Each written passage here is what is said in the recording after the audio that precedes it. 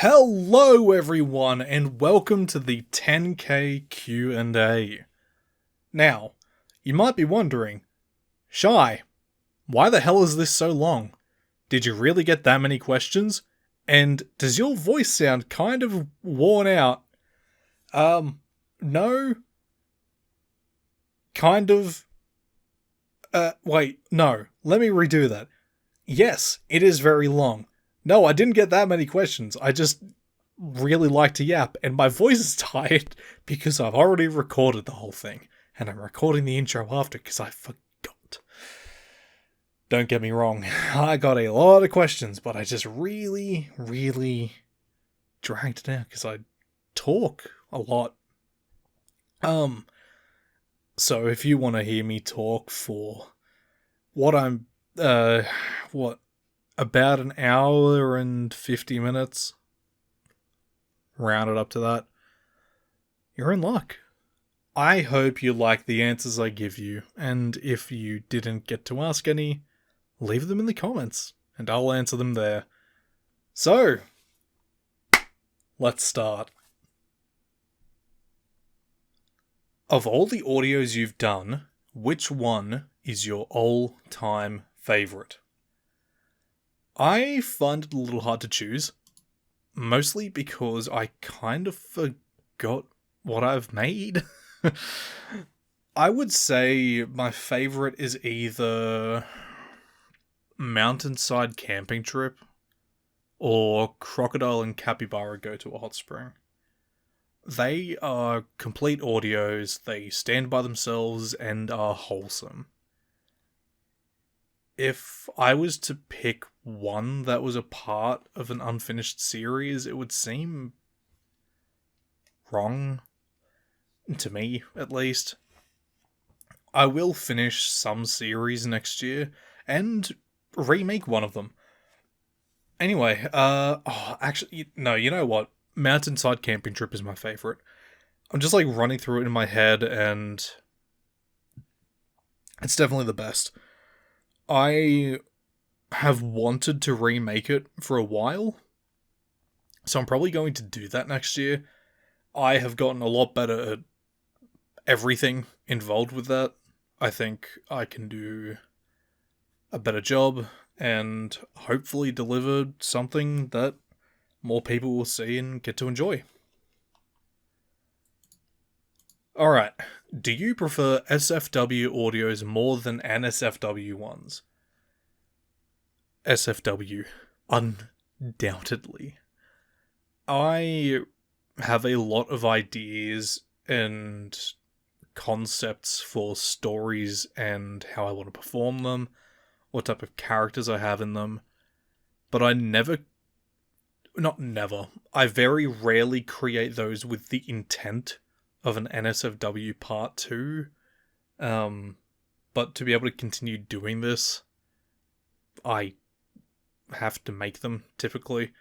It's kind of the pitfall for most people in this space. You want to be creative in a certain field, but you also have to compromise by making the thing that allows you to keep doing it. I'm going to be trying something different next year. Hopefully I can make it work, because if I can be creatively free while still growing as a creator, that is the S tier goal. That is prime position. Everyone benefits. So, yeah, hopefully I can make really cool SFW audios, really cool NSFW. I feel good as a creative, and everyone benefits because they get to see and hear great quality stuff. Not a question, but I hope you have a good night/day depending on when you read this. It is currently 12:01 AM for me, so it is night time. And I am having a good night. I am running through questions, yapping a lot, drinking water because I'm going to need it.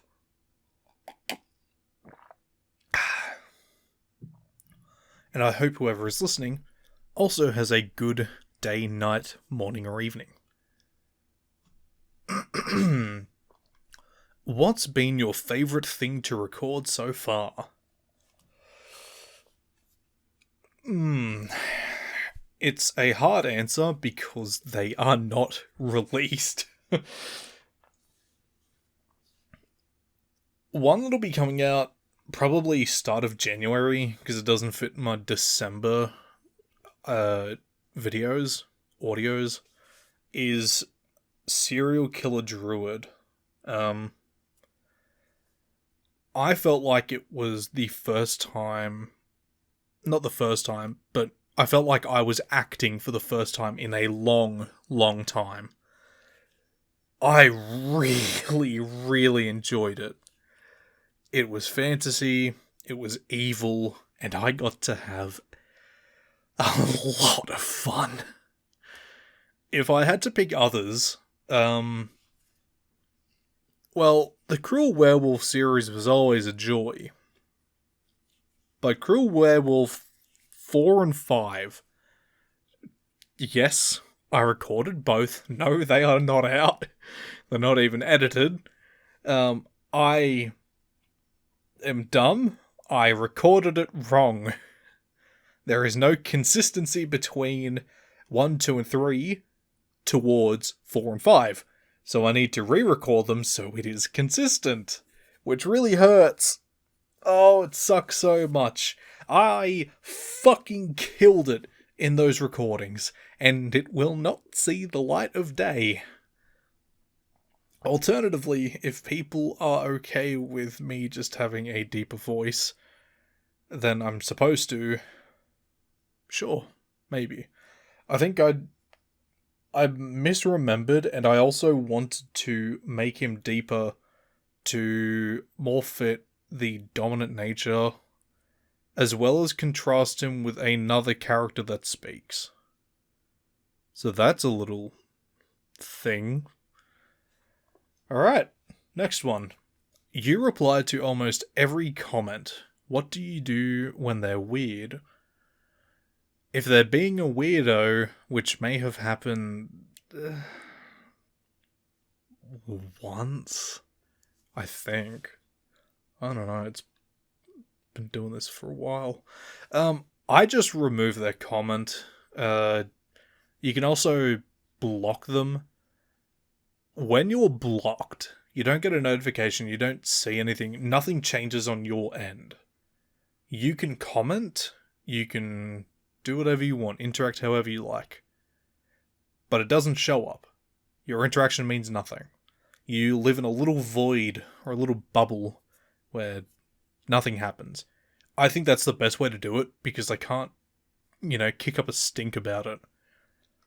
Normally, I can concoct some kind of reply and move on, but and this is for the not super weird people, the ones that are kind of off, or I don't know what to do, I can normally come up with something. Otherwise, I just leave it there. Which, on the YouTube studio page, you can see the latest replies you haven't replied to. It's sort of like leaving a notification on your phone. You really don't want it there, but you can't do anything to get rid of it. I hate it so much. Sometimes there are comments that have very broken English. I can interpret it to something sometimes. Or someone will leave something, one word, an emoji or something, and you just look at it, you're like, I can't reply to this.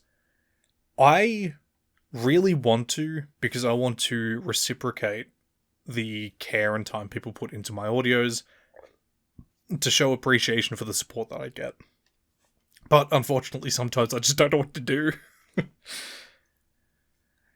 Alright. Fictional characters you have a crush on. I have a suspicion that this video / audio is going to be really, really long. So I will make my most recent series as my go-to example. Most of the cast of House of the Dragon would risk it all. Especially Emma Darcy. A good lord. most of the characters from the Yakuza slash Like a Dragon series, yes, them. And an honorable mention for Cynthia from Pokemon. From traumatized to attracted. That's just how it is. I could probably make a 5-hour long video of all the characters I have crushes on and previous crushes on, but I don't think anyone wants to see that, unless you want to hear me ramble for that long. It'd probably take 7 years for me to even remember everyone. Alright, next one. What made you want to do voice acting? I only thought about it once I was 20, maybe. I am a theatre kid. I was from the age of 5 to 17, so I was doing it for a while. I was very over acting and performing by the time I hit 17. I hated being in front of crowds. It was always the worst. It still is the worst. And it just kind of clicked one day that I really, really, really, really enjoyed voice acting and hearing the performance someone could bring out, despite not knowing what their character would look like when they are enacting someone's performance. And I think I never paid attention to it because it was either so immersive in the world that I never thought of it, or it was, old PS2 games, PlayStation 1 games. The voice acting was so bad that I'm like, this is whatever. Resident Evil 1 and 2 are kind of... Holy shit, Resident Evil 1. Horrible. It's so incredible. I love it. It is so bad. But that's the era. It is what it is. It was only until I was, 19, 20, that I really thought about it, and I'm like, I want to do this. I still kind of struggle with it. I definitely struggled when I started. I am very physically expressive and have extremely good control of my expressions and emotions. But translating that into voice acting can be difficult, especially if it's built into you as like a second nature. I'm trying to improve it, because the better I get at that, the better I can tell stories, and the better it sounds. I don't even know if people care about it that much. I feel like I'm the worst, critic. As is the usual. Alright. Why do you make so many cruel/evil speaker audios? Yeah, I am pretty guilty of it. I love playing evil characters. And to be honest, I don't even think the characters I've written are too evil. It allows me to be something I'm not. And that's the fun of acting, isn't it? I think having so many extremely well-written evil characters in media, where maybe it's just me. They are always so compelling, especially if they're more grey villains. You can have good, pure evil villains, except they are so few and far between because they are so one note most of the time. And I can't wait to voice a purely evil character. Just something entirely unredeemable. Cruel werewolf, sadistic dragon, etc. They're all morally grey. They may be leaning heavier in one direction, but they have depths of character which are easier to create for a morally grey character. And I cannot wait to show you their full depths. That'll be a lot of fun. But I'll just summarize this. I really like evil characters, I probably should specify on cruel. It's kind of a similar boat, but there is an affinity for and attraction to someone that is cruel. It doesn't even have to be like fantasy or whatever. It can be something as simple as bullies. I think people just like it. I'm not a psychologist. I have never really looked into the psychology of it. I think the most surface level thing is Stockholm Syndrome, but it's probably not even the most applicable term. I don't know. It's interesting. People like it. Maybe they like being treated poorly and then nicely. It is a magnetic... I can't think of the word. It's nice. People like it. That's about the only way I'm going to get with that. Alright. Any planned collabs, or do you prefer being solo?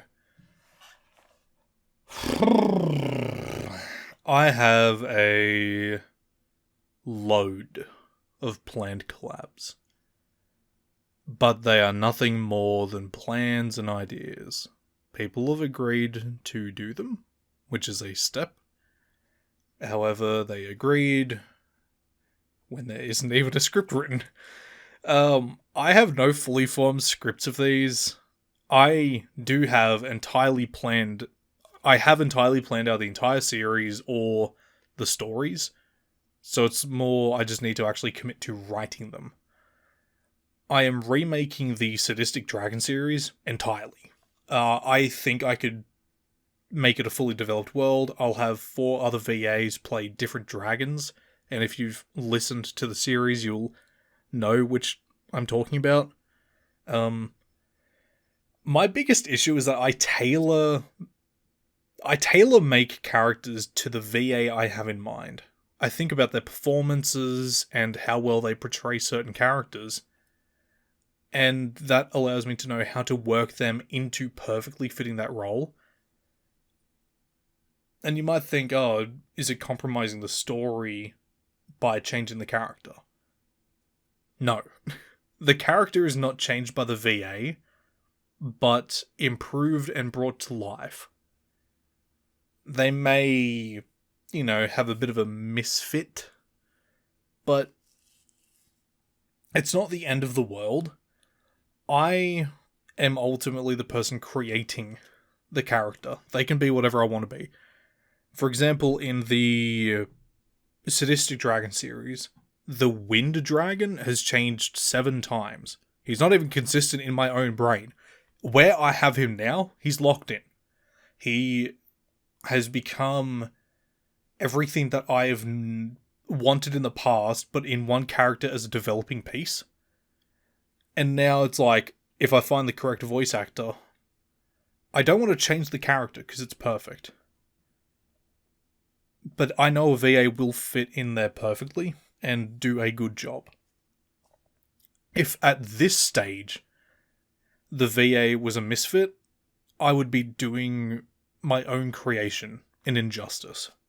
But if the character is not fully formed, which is to say for some of them they aren't, then I can adjust the character to that person later on. Which isn't uncommon. There's plenty of shows and movies where they have changed a character because the performer was so fucking good or had a different approach to it. And the perfect beauty of writing is that you can just fucking change it. How cool is that? He's just like, alright, yeah, this is different now. God, even like real life stories, they change shit because they can. Anyway. Do you ever get surprised by your own voice when listening back to your recordings?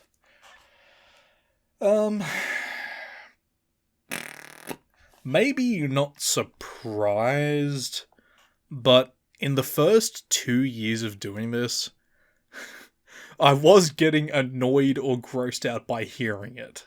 Uh, anyone that doesn't hear their own voice regularly, if you record yourself or watch a video of yourself and you hear your voice, you're like, ugh, what the hell is that? After what would be hundreds of hours of hearing myself, I've likely developed Stockholm Syndrome, because now I like it. And I'm like, yeah, that's good shit. Making M for M content might have caused that to develop even faster. Hearing myself say good boy more times than I can count has done irreversible damage to my brain. It's just... oh, it's so Jova. It's so goddamn over.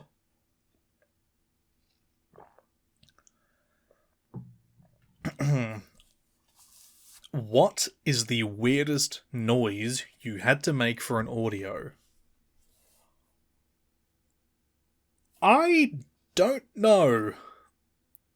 In Cruel Werewolf 4 or 5, I think it's 4, I make a blood-curdling, painful transformation noise.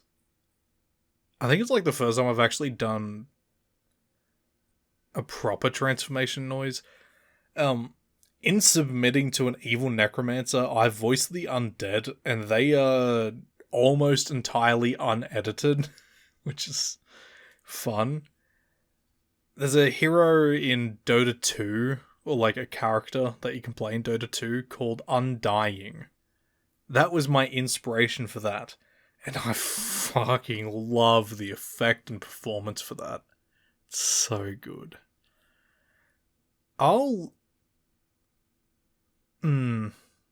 No, that requires me to edit this, and I really don't want to. You'll hear it when it goes up, or you can go to those audios. Only one of them exists at the moment. I'll upload Cruel Werewolf 4 and 5 in like January or February. And you can hear what I'm talking about there. I have made weird noises for so long that I just really don't think twice about it. I've had a fascination with how monsters, enemies, and stuff like that sound in games and, TV shows. As a kid, I always assumed that most of the noise came from people, and people just making the noises, not animals or, crafted from scrap. So, in my brain, I'm like, oh, these people are just really talented. So I spent the past 25 years of my life trying to recreate whatever sounds I hear with only my voice. And I've gotten really fucking good at doing it. A lot of them don't sound real. Like being able to put your own reverberation or own echo on your voice, it's really fucking cool. But it also, it's unique. I love it. I just want to tell you, the Australian accent is hot. Yeah, nah, I can't agree with you, mate. Sounding like bogan trash right murders the mood. Aussie doesn't hit when you sound like a pissed drongo after some hard yucca. Fucking hate the Australian accent so much. Oh my god. What is your favourite trope / type of audio to make?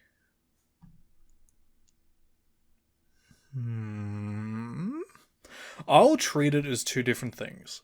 My favourite trope is probably enemies to lovers. I don't think I have done enough of them, to be frank. Or at least... the ones I started to do I haven't even finished, because... I'm a disaster. I love the dynamic and the range you can get from that type of relationship. Actually, earlier today, I literally thought of one. I was watching The Penguin, and I'm like, hey, there's a, 3-word sentence that they said, and boom, idea. That's in the notes now. I'm probably going to make it in January because it's fresh in the brain. I know what I want to do. Anyway, yeah, you can get a lot of range and story out of that dynamic. It's really cool. I love it. And a lot of people like it. I'm definitely going to do more of them next year. My favorite type of audio, though, story heavy, high fantasy audios. At least for me to write. I don't know if I think I like listening to them. I always like high fantasy worlds. Fantasy is just peak. Something where I can nerd out and delve into a world of my own making. Ah, they're such a blast. Despite me spending far too long working on them. I really want to make a world forge for one that I've been cooking, but that's a whole different thing. Are there any past audios of yours you can't help but cringe at? Most of them, to be honest. I am not a fan of a lot of stuff I've made, which sucks, but eh. Honestly, the most shocking thing to me is that over time, you learn that the quality doesn't really matter. A lot of this has been learning for me. I don't think that's an issue. Like, I would say the first 2 years of me doing this is learning how to do it. And then, let's say, after that, I know how to do it. Now I'm trying to refine and perfect the craft. I know my first ever video has horrible quality. It is quiet. It was the first script I have ever written. And any past experience with writing didn't involve a listener who can't respond. It's like, it's a whole new medium, it's a whole new everything, and it was bad. The tech I was using was not good. There's white noise in the background. And it did really well. I don't have an issue with that. I honestly think it is comforting because knowing that people lacking in skills, availability of technology or resources, or anything related to that, can still find some level of success. If you're considering it, just try it. It's, do it for fun. Make sure you're in it for fun. Do not approach YouTube or content creation from the angle of making money. Otherwise, you become addicted to numbers, and it's just a pathetic trajectory that causes good people to do bad things. And, yeah. Do it for fun. But yes, somehow, wrapping back to the original question, most of them I would cringe at. I've gotten a lot better over time. I would say the last year, and some of them from the year before, I was like, you know what? This is really fucking good. And I'm actually happy to feel good about them. I think the next few things I'm doing, I'm so much more comfortable with, and I don't feel embarrassed about them or anything. God, the anxiety of your first upload. You feel embarrassed, you're anxious, everything hits you, and you're like, this is the worst thing I've ever done, what am I doing? And then people give you praise, and you're like, oh, this is really nice. It's... making people happy is just one of the best feelings in the world. Oh man, we're already at almost 30 minutes. Barely got through any of the questions. Alright. What's the weirdest or most creative way you either made or used a sound effect? I don't make my own sound effects normally. I pay a subscription fee to a website that I get most of mine off. But I do have to make them still. I get the parts, and then I will craft them into what I believe sounds accurate. If it's one on its own, I think the strangest one I have is the choking or tightening grip sound. Just about everyone should be familiar with it if they know what I'm talking about. And the actual sound is leather from a shoe being twisted and contorted. And it makes sense. Because choking or tightening your grip, it doesn't have a sound. You can do it now, you can do it whenever. It doesn't make a noise. But you hear this, and you know exactly what it is. And that's perfect, because that's how it's meant to be. I have a list of other things I'm going to be making, and Sadistic Dragon series. Oh, the noises for the dragons are gonna be so good. I'll get to cook the sound. I'll get to cook so fucking hard. Oh, if I burn it, it's gonna be the end of my entire YouTube channel. The dragons from House of the Dragon are perfect, right? Outside of visual design, the noises. Vermithor especially. Vermithor got me bricked up with how he sounded. Oh my god. That's good shit. And just to clarify, I am going to make mine unique. I'm not going to copy a formula or anything. Each dragon is going to sound fucking wild. I really want to incorporate bird sounds into mine. Which, one, that means you actually have to know birds. I am not very well versed in birds. But my sister is. Yeah. So, I have 3 birds written down already. Which, if you've never heard what some Australian birds sound like, they are really cool. Birds are all around the world sound really cool. Great use for weird animals and beasts and monsters. I think the cassowary sounds like a laser gun. It's cool as hell. There's also the eastern whip bird. That one sounds the most like a laser. It charges up and then... I love it. It's easily my favourite bird call ever. There's also the kookaburra. That's iconic. Fucking galahs. If I've got to hear a magpie and a galah again, it's over. I'm done. What is your favourite chess piece? Someone was going to ask it. The rook.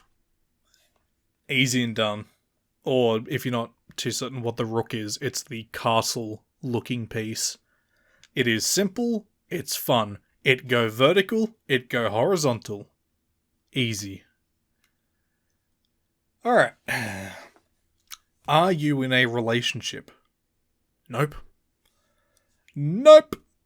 The most dedicated relationship I have is to my cat. He requires 489 pats a day, otherwise he will slay me in my sleep. I'd give him a picture, but there's probably one on Twitter or somewhere. He's an idiot. I love him. What caused you to make audios? It definitely wasn't voice acting that started it. It was a creative pipeline, basically. I've been watching YouTube since 2010, so I've been here in the trenches for a long time. I was 11. Yuck. Anyway, I only started watching and listening to ASMR in 2019. So I would say I was a bit of a latecomer to the party. After I found audio roleplays in, I think, 2020, then made my account in April of 2021. Yeah. I have never really had a creative outlet. I am not musically inclined. I cannot draw. I'm bad at just about most creative things. But I was always really, really good at writing. And I just stopped doing creative writing. I don't know why. I think I just stopped caring about school, and that was kind of the only place that made you do it. And when I was at home, I'm like, I'll just play games. So I thought when I was listening to roleplay ASMR, I'm like, maybe I could do this. I could scratch my acting itch and my creative itch. So I put my first video out in May of 2021, I think. All of it blurs together. And yeah, it did shockingly well. I still remember getting 10 views. And that is so bizarre. Because it's like, first of a video, 10 people had to click on a video with sub 10 views. I've never done that. And I've been here forever. I've done sub 100, but like, someone clicked on it when it said no views. Videos do say no views as well. And, yeah. It's weird. It feels amazing. So I just kept making it. And I'd like to think I've gotten a lot better. And now I'm at 10,000 subs somehow. It's weird. Every time I upload, I still think about I wouldn't even call it a struggle. It's kind of the anticipation of failure. Because the first video did shockingly well. The second one flopped very hard. And that's flopped relative to the success of the first one. But the second one probably did as expected. Maybe better than expected still. I don't forget the times of getting 12 views on a video. Because if you forget where you come from, then you can lose track of yourself and your goals.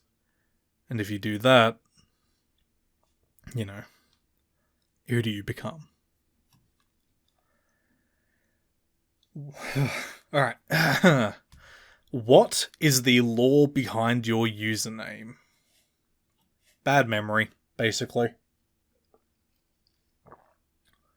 I created this name, or the first name, when I was in 6th grade or year 6. My friend group was really into Bakugan at the time.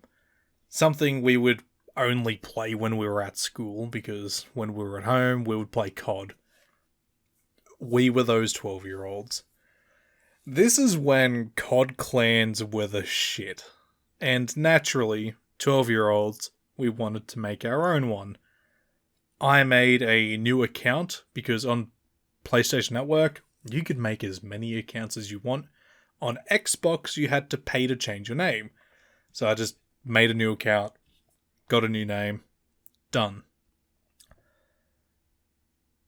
I am really bad at making new names, but since we were into Bakugan, I decided to rip off one of my favorites, Hydroid. However, there isn't a Bakugan called Hydroid. The one I was thinking of was called Hydronoid. So, I had Hydroid for years, not knowing I misspelled it because I was a kid. When I went to make this channel 10 years later, I had no idea what I was going to call myself.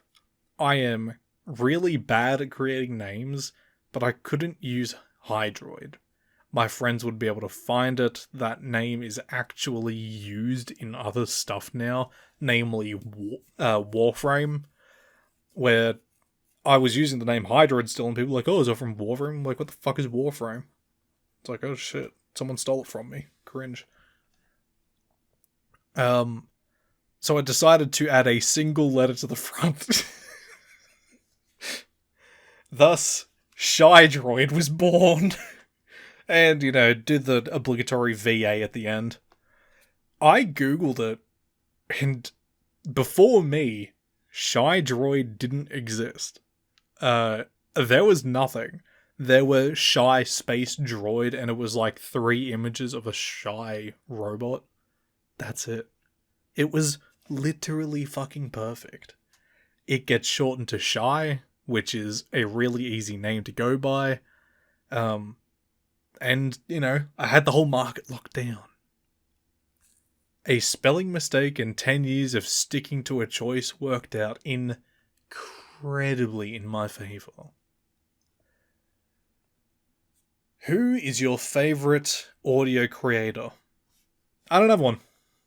Not really. I have a lot of favourites, but no singular favourite, as I go to each for a different style of content. You come to see them differently as well once you become a creator, and especially one that's been doing it for a little while, because you understand the creative process, you understand what they all do. It ruins the magic, because you can hear someone that is phenomenal at editing and creating a soundscape and building up world and tension. And all those pieces, you understand how they are put into place. And you understand what the timeline in whatever the program is looks like. But you still get enjoyment out of it. You just understand the functionality of it behind it. And, that's whatever. It happens. You just come to look at them more like peers rather than a creator. And I am always curious about their work because, they're fucking good at what they do. And I enjoy it. I think the unhealthy way to do it is looking at them as competition. If you looked at other people on YouTube as competition, unfortunately, you are so unbelievably outnumbered that you're just going to create a dark, unhealthy loophole for your own mental psyche, because there is something like 400 million creators on YouTube. You know what? I'm Googling it now.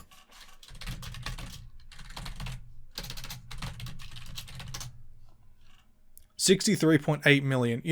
I kind of over-fucking estimated it. But it still doesn't matter. Like, the number is so substantial, you cannot be someone that has to be aggressive towards everyone or, friendly competition. Fuck that. Work with them. Be friends. Be healthy for the scene. Everyone benefits. And I really want to work with people. Alright, next question. What is your day job?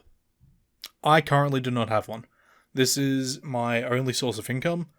This wasn't the case a year ago where I was full-time student, fitting this stuff in where I could. I don't know how I got more stuff done then than now. That's wild. And I was working before that. However, stuff I won't go too into. Things happen behind the scene in my life, and I am, despite my best efforts, unable to work. I really want to make YouTube and Patreon work the best for me as I can, because the cause isn't getting any better. Anyway, no more sour notes. That was depressing and kind of lame. Also, it's not your fault if you asked this. I just went on a tangent. Okay. Do you like how you make content? Audio, thumbnail, video, etc.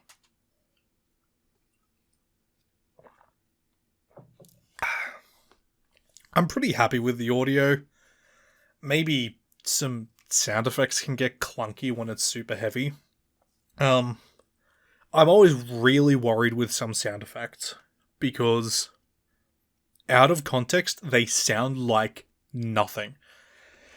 If you hear the werewolf transformation sounds without having the context or idea that someone is transforming, you're like, wow, that sounds like a lot of nothing. And just like wet noises and bones cracking stuff. So I always try and make the context available without being like, I'm about to transform. And then, yeah, because you don't want awkward dialogue and bad dialogue, as well with bad sound effects or misplaced or poorly edited sound effects. It's a bad combo. Other than that, I think I'm very happy with the audio side. I hate how my videos and thumbnails look. The thumbnails, in theory, are fine. Using stock images instead of stolen or AI art is just better. I was someone that did that. I stopped a while ago because, yeah, just do. You can succeed without using it. If people think 10k is small, it's not. There are people that, do not get to this point. The fact I have is incredible. But you do not need to use AI art or stolen art to succeed. There are bigger creators than me that do not use art. You can do it. There is no excuse not to. My biggest issue is that I do not have the eye or the skill to make it look good. I'm really bad at it. Maybe I spend more time learning and improving on that. I might not have the best skill, but there is still something there. I can make it better. Video, however, I can change that. And I do not need to refine my own skills, necessarily. Next year, it should change. I'm going to be commissioning an animation for the background of the video, rather than just having the thanks to my patrons, there's another part on Patreon. Want to go hear that? Yeah, I don't want that there because it looks bad, it looks clunky, it's not nice. I'll still have a Patreon thanks, or like a patron thanks, because yes, I should have that. But yeah, I want to have an animation, something, chill, nice, easy to look at, and it actually looks like I put fucking time into my shit. I also want to make sure it's fitting. I will likely have to push the patron things to the end of the video, that's fine. I don't feel bad about it, but, I think better looking content is a win for everyone, in my eyes.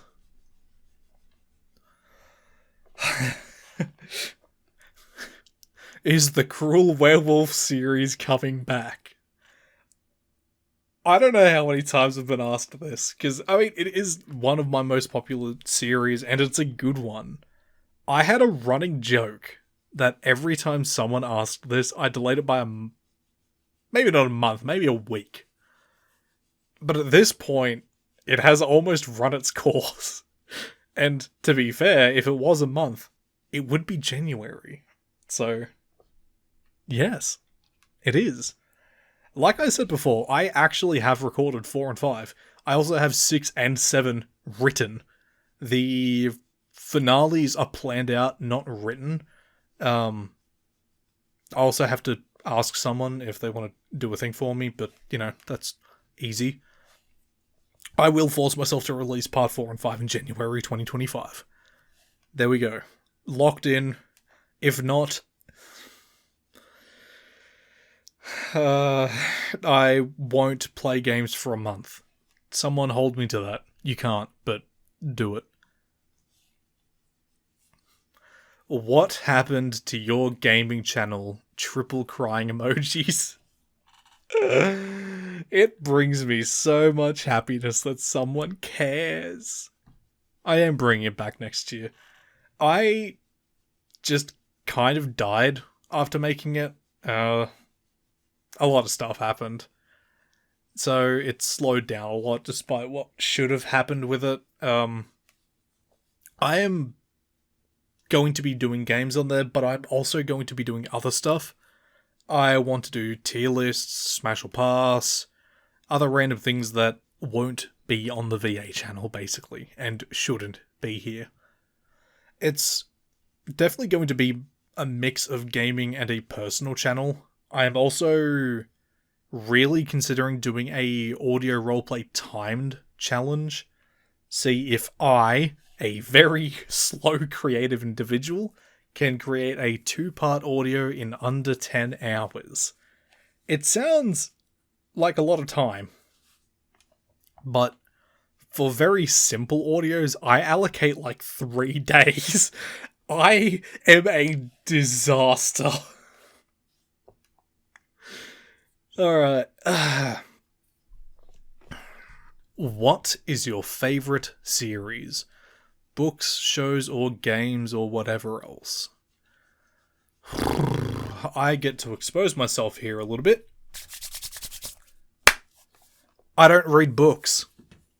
I don't know the last time I read a book. I don't even do audiobooks or, read fanfic or any kind of like super heavy text-based stuff. It's a miracle I could consider myself a writer, seeing I don't read anything. It's also kind of good because I just don't. There's a very low chance of me accidentally, unconsciously borrowing ideas then. I do, however, have a favourite book series. A Song of Ice and Fire, or Game of Thrones books. I have consumed my life with everything a swipe for the better part of 7 years, and I don't plan to stop. It's good. I like the media that's come from it, and I like the conversation around the lore and everything. It's so funny. I haven't read the books, and yet I have gone through every single lore video from Alt Shift X and Alt Shift X, his evil brother, or Half Grunkle, sorry, and Glidus. And it's like I've learned everything through that without even reading the books or the extended lore. Pretty cool. My favorite show?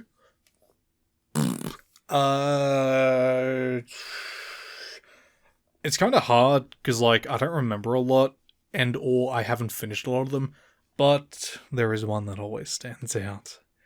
Avatar: The Last Airbender is pretty much perfect. I didn't even watch it as a kid. I watched it for the first time in 2020. And I think it was only a year later after I rewatched it 3 times. I'm like, you know what? I'm going to convince my mum to watch this. And we watched the whole series together. At least by then, I had the knowledge of what episodes to skip. Because if I've got to watch The Painted Lady ever again, or The Great Divide, I'm going to tear my hair out. And there's a lot of fucking hair to tear. My favourite game series. This is both hard and easy at the same time. Either Yakuza / Like a Dragon, or Pokemon.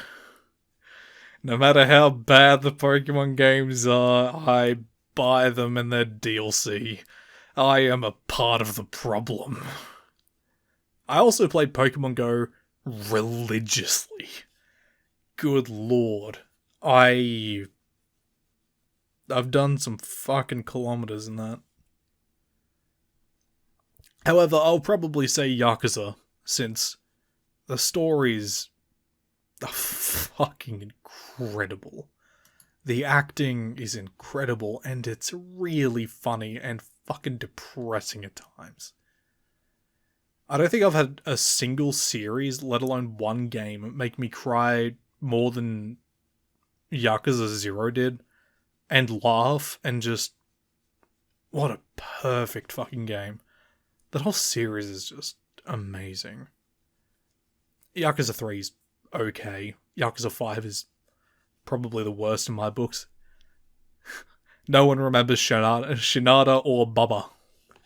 And if you have no idea who I'm talking about, which is almost definitely all of you, yeah, don't worry. Akiyama is best singer, Kiryu is best dad, Majima is best second dad, and Ichiban is best goofball. There's going to be maybe one person who understands all that, and yeah, hell yeah. That's great. I love you. What do you normally sound like? No, that's not what it says. What do you sound like normally? Same thing. This, when my voice isn't breaking from an hour of recording, I'm still pretty composed for the most part.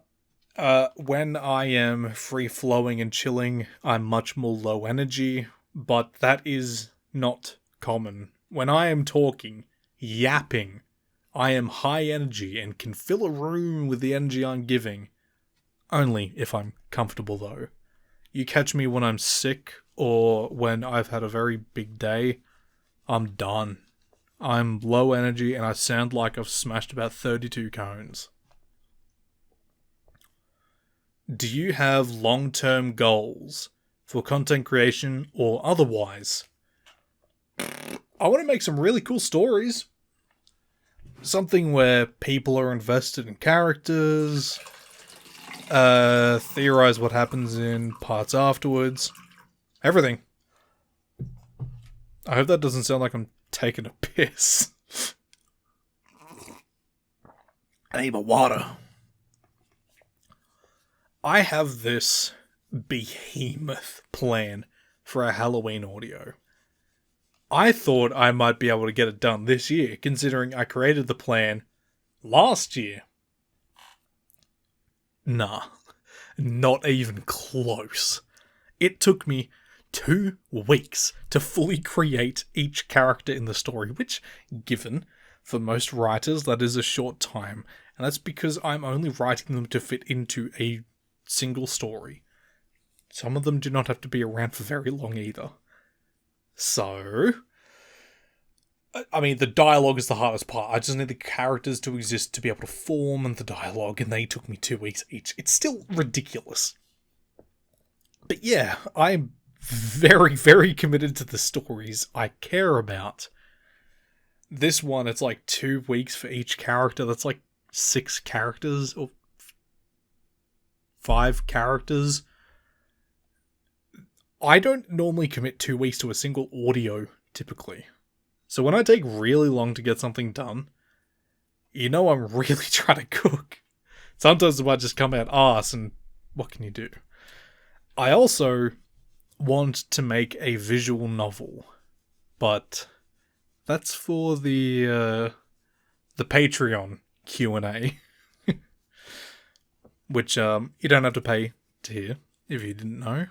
You can just go and join, be a free member, and you get access to it. Yippee. What do you do when you aren't editing or writing? I bounce between stuff all the time. I have a dual monitor setup. I have YouTube on my right screen, and I'm either playing games, writing, or doing random stuff on the left screen. But I am a shut-in, so my main thing to do is playing games. I also watch a huge amount of professional Dota. I am a giant nerd. But I promise I'm not too much of a degenerate. So, you know, that kind of breaks it all even, I guess. Only thing from there is like, I actually don't like, I don't know, it depends. Sometimes I play way too much games. But I have to be stuck into something like Stardew Valley or My Time at Porsche, those types of games, I get dragged in. I'm like, this is my next 2 weeks, I suppose, and anything else doesn't exist. And then after that, I'm burnt out. I'm like, fuck, I want to do anything else. That's normally when I get a bulk of things done. Or I'll force myself to do it while I'm playing them. Good fun. What script are you most proud of, and or do you like the most? I have no idea. Or the better way to put it, I don't have one yet. My favorite scripts are ones that I am working on, which is a good thing for people that are anticipating more content. But it is also a cop-out answer, since it's something I don't have out, and it's not finished. So, I will go off the ones that I have finished and liked the most. The Cruel Werewolf series are all really good. I somehow made it pretty consistent between them. I think there might be a single loophole or plot hole or something in them, and that's whatever. I'm not a professional writer. I don't have proofreaders, and I forget it by the time I upload it anyway. I also really liked The Devil Makes You His and Corrupted by a Demon. Corrupted by a Demon was good. How did you discover your sexuality and or what type of people you are attracted to? I'll just start with clarifying. I am non-binary and pansexual, but in most cases, I always thought I was straight. I come from a small country town that is predominantly old-fashioned. So the concept of a gay or bi person was very shunned on, and bad things weren't out of the question. So I just had it coded in my brain that, because I was attracted to women, I'm like, alright, simple as. I'm a straight guy that is only into women. I started having my first attraction to men when I was in high school, and it was unhealthily, purely sexual. I assume it was a manifestation of frustration and repressed emotions. I never talked to anyone about it or anything. All of my friends were and still are straight. It's very jarring because I somehow just have an entire group of friends that I cannot relate to in those means. It makes it difficult. And yeah, because I didn't talk to anyone about it, it festered into a lot of unhealthy progressions, and there's a word for it, completely gone. After I was out of high school, it took a while, but I eventually developed a much healthier relationship with my sister, and she was openly bisexual or pansexual as well. And we really opened up and talked about this stuff, and she became my go-to person to talk to and open up about it. Since then, I have grown to a much healthier understanding of myself and who and what I am attracted to. I can identify where I feel I can identify where I feel I exist and what I like. I'm lucky to have someone that helped me through all that, and then, going through my own discoveries and everything. As for what type of people I'm attracted to, just about fucking everyone. I really, am not specific with body types or really anything. I have had a crazy twink era this year, though. Oh my god, I would obliterate a twink consensually, given the chance.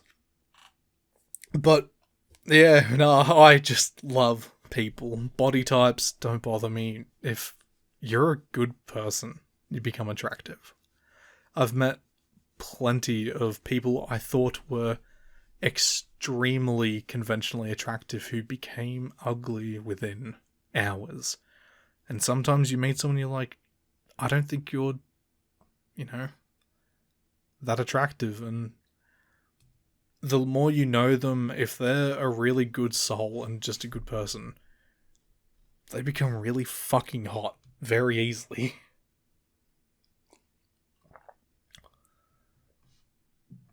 What led to the creation of the channel? What got you into doing VA work and script writing?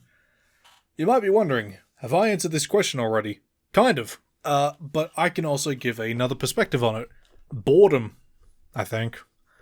A new creative outlet, like I said previously, and wanting to give content creation a try in general. After all, you never know if you will succeed if you don't give it a try. It's easy to say that I have succeeded, even though, comparatively, small numbers. Who gives a fuck? If you are on Twitch, for example, the average Twitch user, I think, gets less than 4 viewers every stream. And if you get 10 plus, you are already in the top 1%. I'm not a statistics person, but I do remember, I can't remember which YouTuber it was. They said that and it kind of stuck with me. And it is to learn to appreciate no matter the size or numbers, because it is still outstanding that people are willing to support you or be there. So it really doesn't fucking matter. Do your best for whoever's there. And you know what? If no one is there, no one's watching, have fun! Who gives a fuck then? Because you can be like, oh well, I don't give a shit. Whenever my stuff doesn't do well, even if I'm expecting it to, I'm like, I don't care. I enjoyed it. I had fun. That's all I care about at the end of the day. Don't get bogged down in numbers. It makes you sick. And as far as script writing, this technically isn't my first foray into it. Writing them by myself, yes. Writing them with a listener, yes. But when I did theatre, you learn to write your own script. At least I did. We would all craft our own every year for an end-of-year performance. Fucking hated it. But, yeah, apparently I withheld some of that knowledge somewhere. As for VA work, after I gained a fascination with it, I just wanted to do it, and I'm like, you know what? I can fucking do it. So I do it. Hell yeah. Dunno. Got a favorite book? Question mark. Singular book. Not a series. I think dividing these two is very interesting. Because you can have a really good series where it's like, let's say there's, I think it's Wheel of Time, where people are like, yeah, there's 38 books, but, you know, they start getting good around book 7 through book 18. I'm like, well, what the fuck? No. There was a book I think I would have fucked with. It is called The Oral History of Guitar Hero, Rock Band, and the Music Game Boom. It likely would have been my absolute favourite book, but I missed out on the pre-order, and I don't think I can get one. Pretty devastated about it. Guitar Hero and Clone Hero have been so important in my life, so it's hard not to be interested in something like this. I might DM the person who made it and see if there is a world where I can get one, but I really can't imagine it happening. And like, it wasn't a big creator. I think the total orders were 748. So it's like, the ones that exist, there's very few of them. It also, it has a book cover and everything. It looked really cool. I would have ripped with it. Or maybe it would have sucked. Who knows? I doubt it would have, though. Alright. What are the statistics for your audience? Don't get bogged down in numbers. Anyway, here's statistics. Not gonna lie. I don't look at this stuff. If anything I've said previously gives any insight to that. Which some could say I'm not a good YouTuber. That's fine. So, let's have a look at my stats together for what might be one of the first times. I'm not going to put images on the screen, you just have to take my word for it. Anything that is time-based are all in my time zone. So it might seem odd, seem a little odd for people. I would assume, I don't know if it goes off PT or like Pacific time or Eastern Standard Time, but one of those, most likely, would be the most common hours. As in, like, for when people are viewing, because it's always majority USA. Or US. The highest viewing period is between 3 AM and 10 AM on a Sunday morning for me. That time is consistent throughout the week, with Friday having the lowest average viewers. That tracks, since Friday for me is Thursday for the US, and most viewers, really. And then Sunday 3 AM to 10 AM is Saturday evening to night, I think. Maybe like Saturday morning through evening? I don't know. Something like that. 22% of people have all notifications turned on, and 14% have all notifications and YouTube notifications on.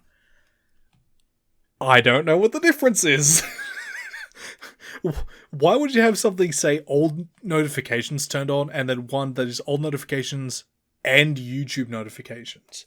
What is the difference? The app is fucking YouTube. Why do all notifications not consist of YouTube notifications?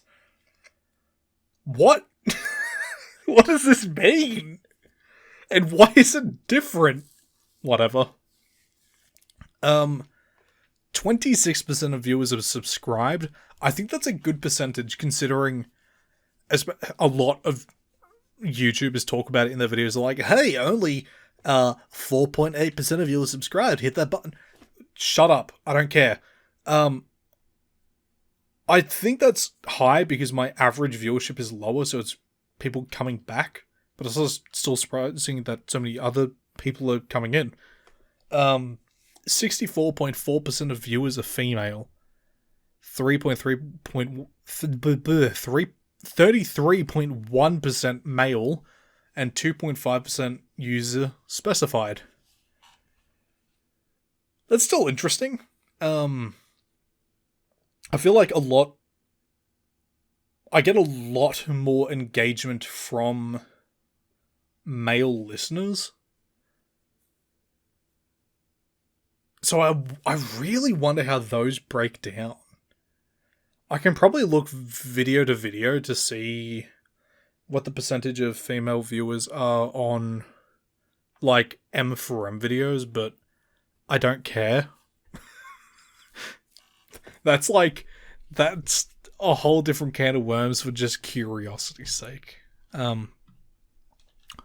8% of viewers are 13 to 17. Go away. Don't come back. I don't want you listening to me ever. Thank you.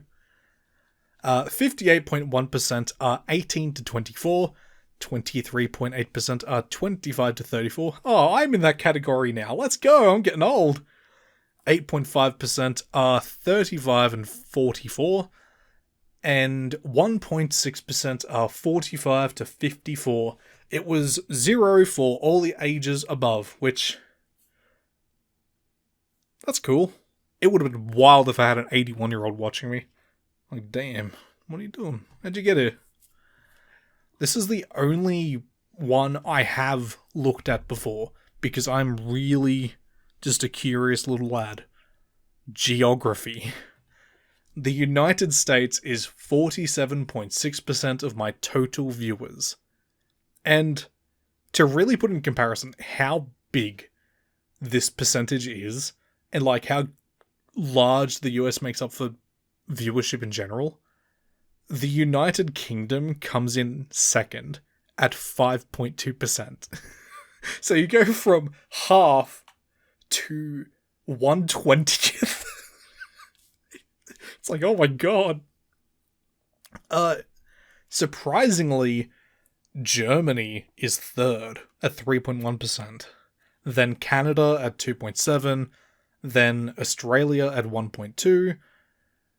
It is funny to think I've perchance met someone or passed someone who has heard me make some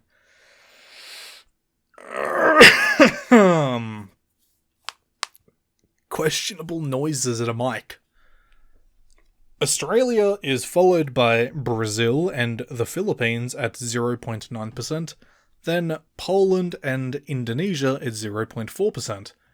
The numbers get so small after this that I would be listing countries for a really long time that would be kind of pointless. And I don't want to do that to myself or bore you to death.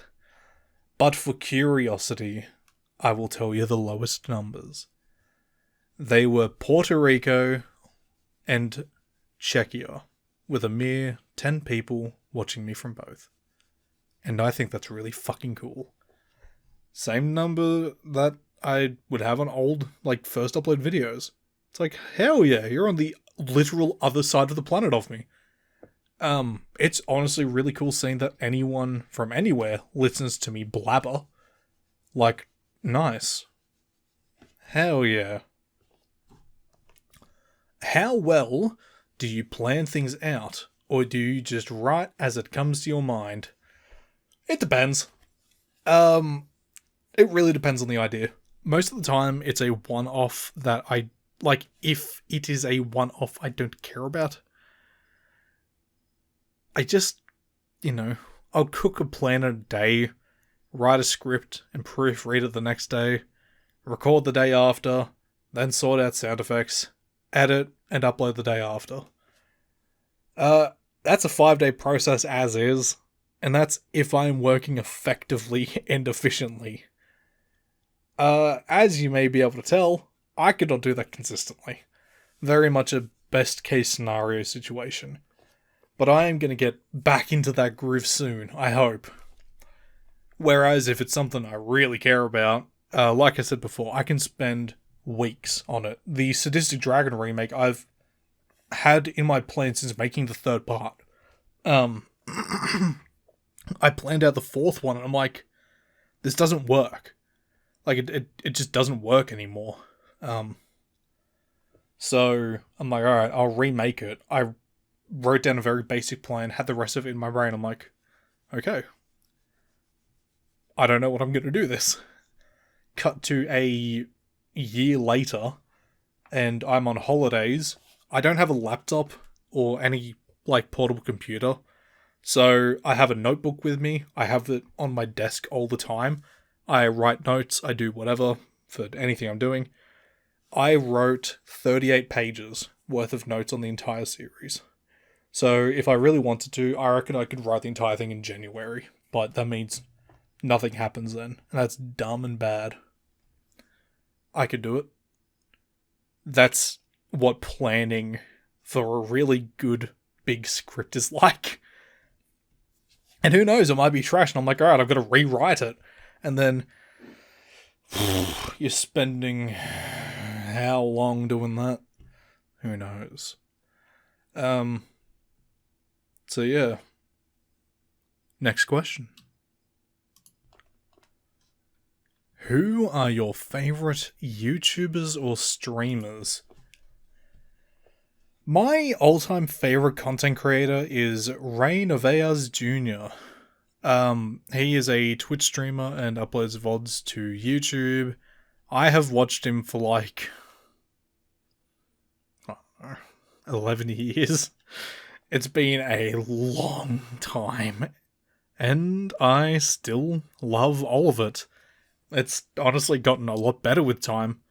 As far as other content creators go, I won't say any VAs or ASM artists because it's weird. Outside of this circle, my favorite YouTubers in recent times are Jacob Geller, Glidus, and Shift, Swift X, ADEF, Ahoy, Alternate History Hub, H Bomber Guy, Mini Minuteman, and I can go on. I watch a lot of YouTube. I've started recently watching Small Ant for Pokemon stuff. It's great. I gotta keep my brain entertained and satisfied throughout the day. What music do you listen to? I've got a broad mix of things. Since it's relatively new, I've been listening to GNX from Kendrick. It hits so hard. Luther is easily my favorite track. Reincarnated is insane. Whacked Out Murals is great. I love that album. The actual title song is a bit weak, but, you know, that happens. I had a metal resurgence earlier this year. Some old Megadeth, Slipknot, and Metallica. That's, you know, the generic surface level stuff that I like at times. It hits the Guitar Hero nostalgia listens. It's always fun. My favorite band / artist / group is a noise rap group from California called Clipping. They make crazy good quality albums, and David Diggs is one of the best there is. For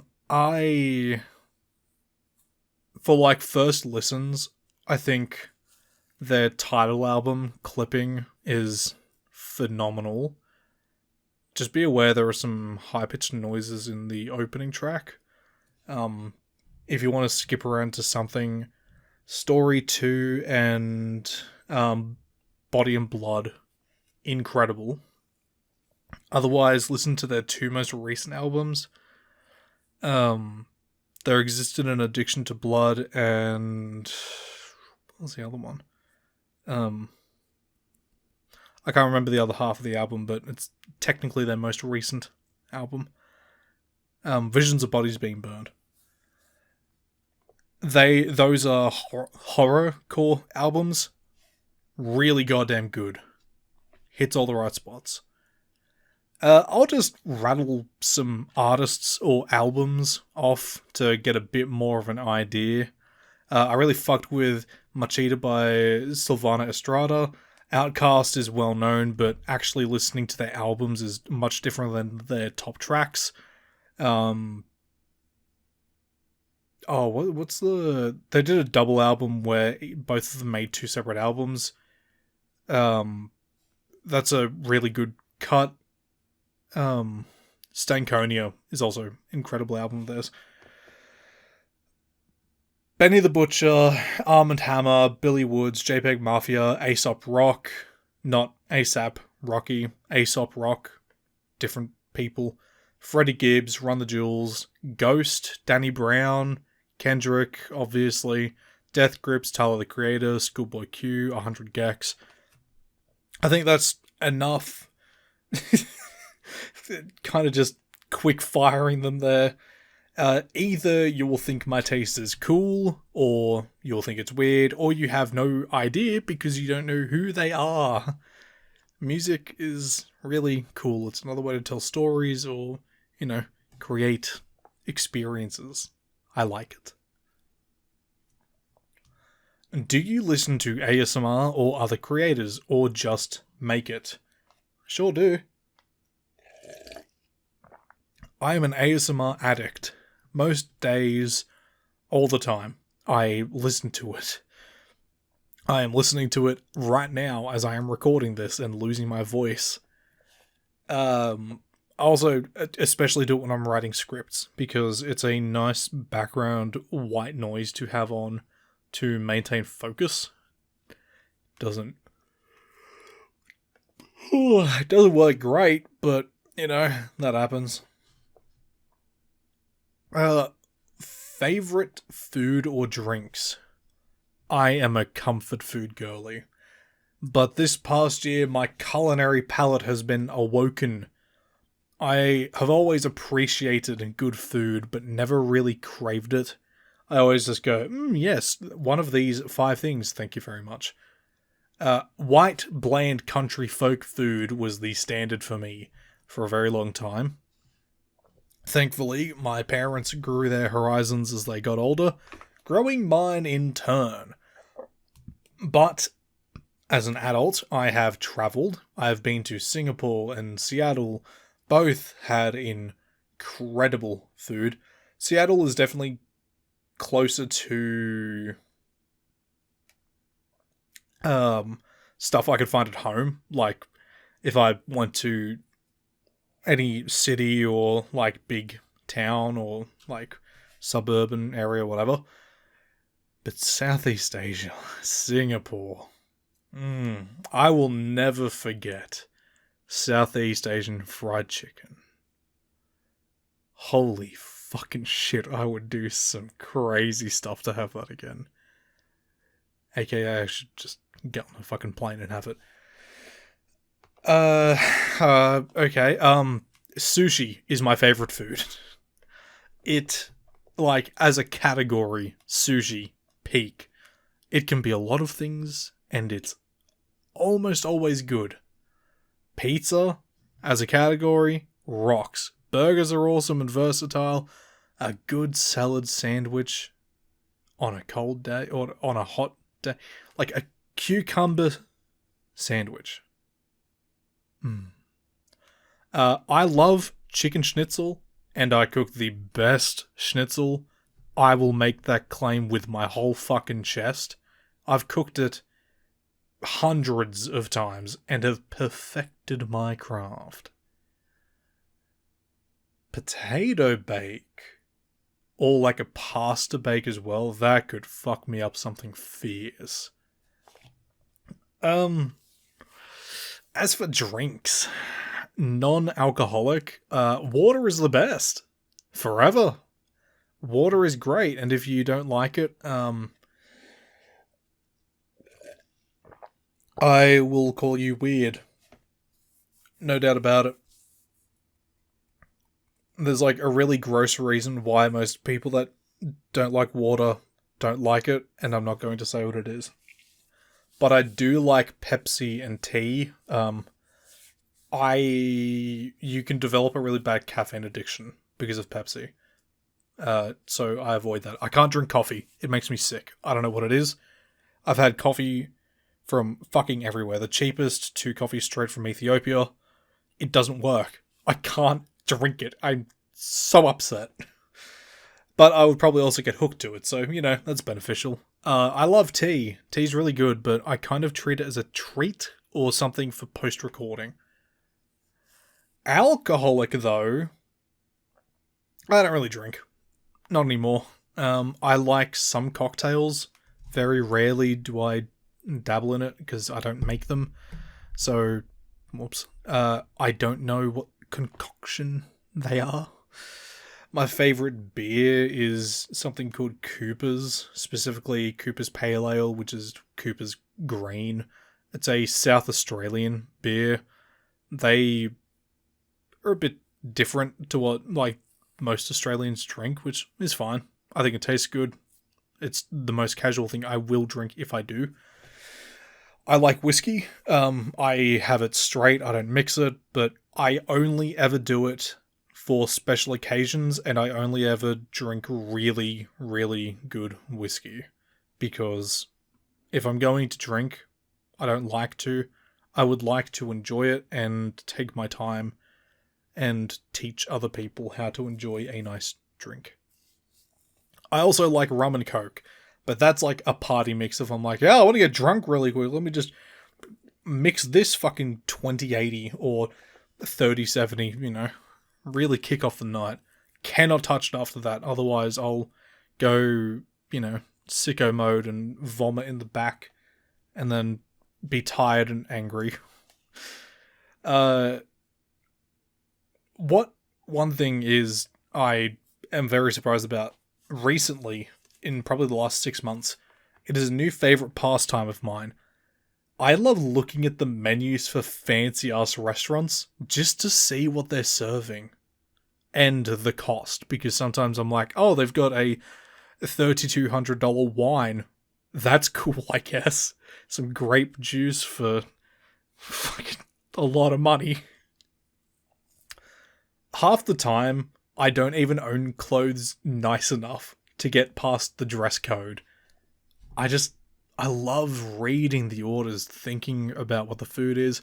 Half the time I have to Google it to actually know what it is. I'll typically know what the food itself is, but, it's a fancy restaurant. They have to use French or Italian or traditional words to make it, really sell.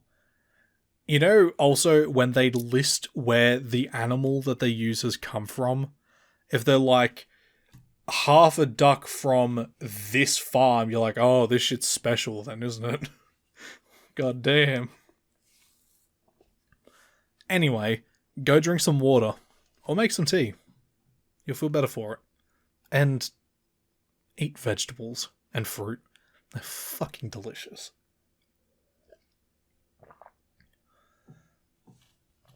Any series you're excited to make or finish? Yep, Cruel Werewolf needs to be done before June next year, otherwise I'll go crazy.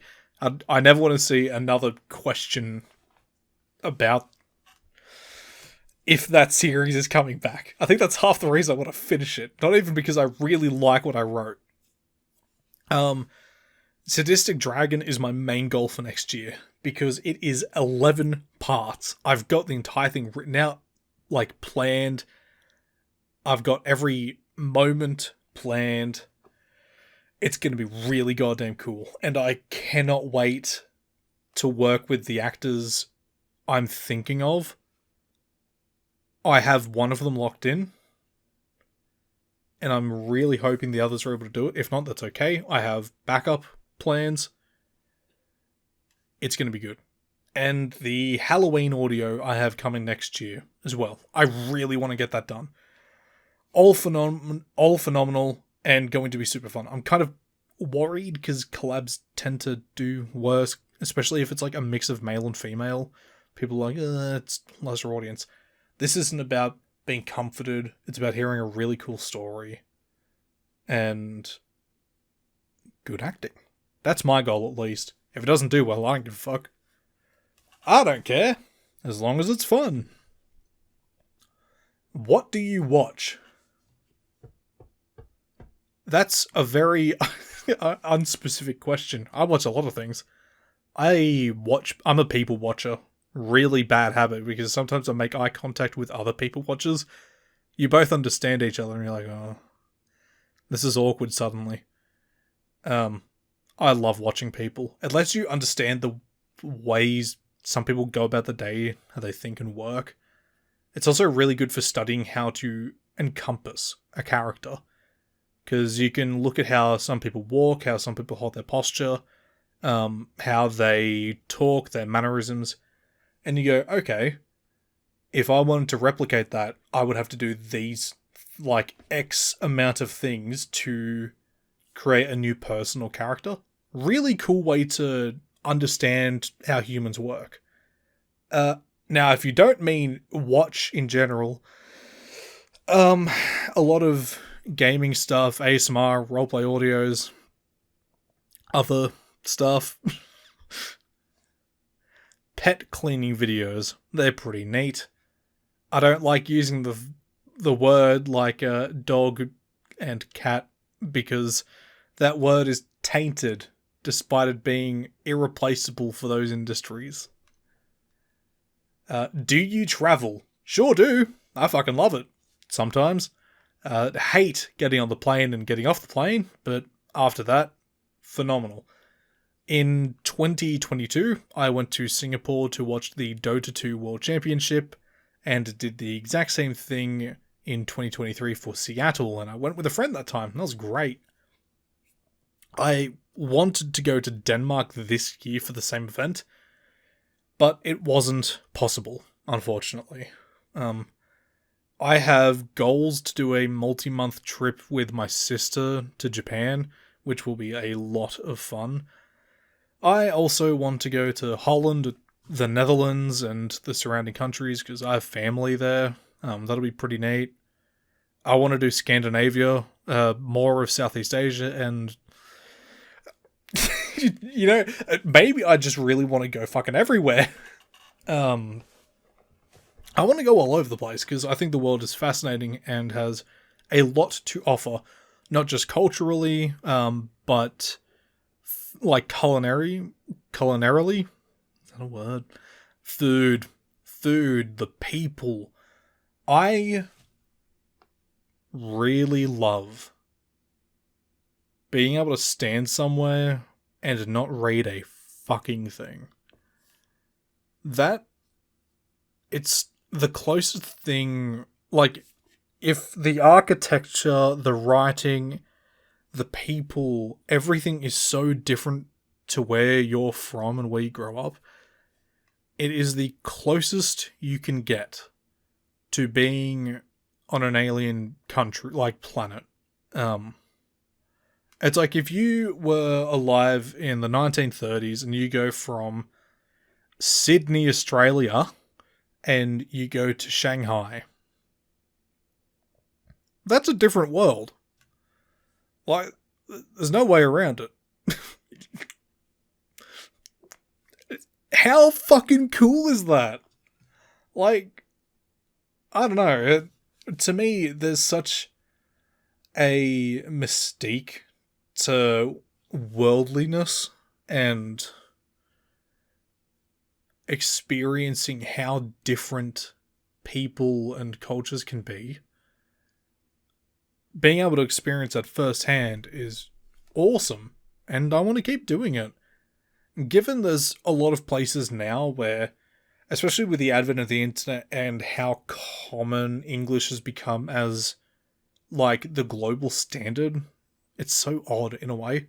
You can definitely find places where people still don't speak English. That's cool. Like, when I went to Singapore, I was staying in a cheaper area, compared to where most people for, holidays stay. I liked it. I'm like, yeah, I don't know what anyone's saying. I don't speak Malay, and you gotta find ways to communicate. You gotta find ways to get around, or, there was a place I wanted to order food from because it was a local thing, and I'm like, they don't speak English. I don't speak Malay. I gotta work it out. I did. Food was fucking great. Frog leg porridge. Weird. Pretty cool though. Alright, back on track. Anything you want to make that isn't audio content? Yes, I want to make a visual novel, as previously stated, and a potential book adaptation for the Sadistic Dragon series that I want to make, but I can actually develop them differently, and it'll be written, same story, written differently. It's very funny saying that I want to write a book or adaptation, even though I haven't read one. Yes. But trust me, I can do it if I just have enough confidence. It's all about the confidence. What are you like IRL? Awkward, if I don't know you. Far too comfortable when I do. I am incredibly open about everything. Horrified of physical contact, so not that type of comfortable if you were worried. TMI, too much information, doesn't seem to exist in my brain. I just kind of get very excited about topics and blurt stuff out. I can be a lot Lots of information about too much shit in a short amount of time. This has probably been the perfect example of that. It's very funny. My sister and I clash a lot because she gets overwhelmed very easily, where I do not get overwhelmed at all. Like conversation-wise. So we have a 5-minute burst conversation. I blurt stuff out for 4.5 minutes. Then she has to try and piece it together in 30 seconds between all of that.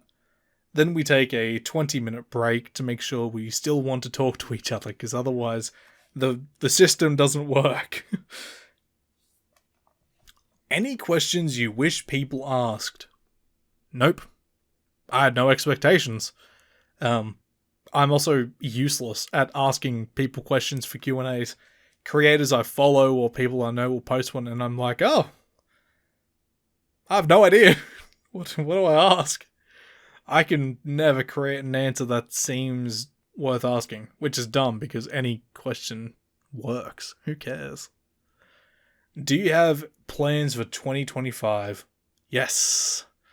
I have yapped about them all throughout this, which should express my excitement for it. Aside from those series, I plan on getting some actual art for the channel and making it look like I care. Because I do, it's just, you know, I never got it.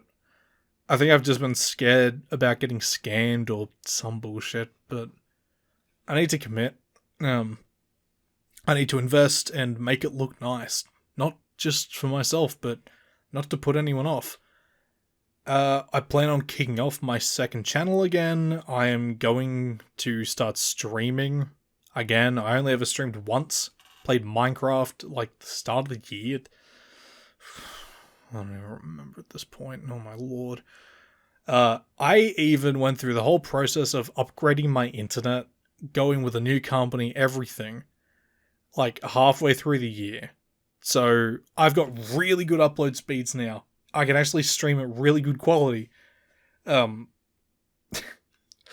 went from spending hours uploading to 20 minutes. It feels so good.